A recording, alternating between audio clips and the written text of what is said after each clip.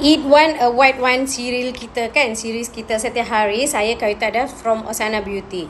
So, sengkuang. Hari ni I nak explain mengenai sengkuang kencil.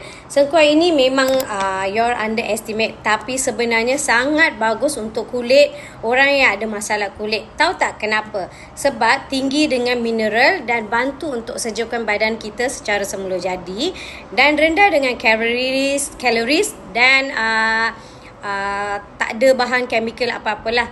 Benda-benda makanan yang pedas, bergoreng atau makanan ringan yang tinggi dengan garam ataupun perisa, kulit akan mudah meradang kan, dan juga gatal dan makin teruk. So elakkanlah snacks food ke, fast food ke, processed food ke, dan cuba ambil sengkuang yang kecil ini, segar macam ni, crunchy, fresh dan juga sejuk badan dari dalam.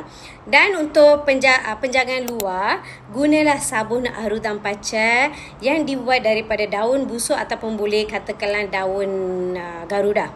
Sabun ni bantu kurangkan kegatalan dan tenang keredaan kita, dan sesuai sangat untuk daily usage.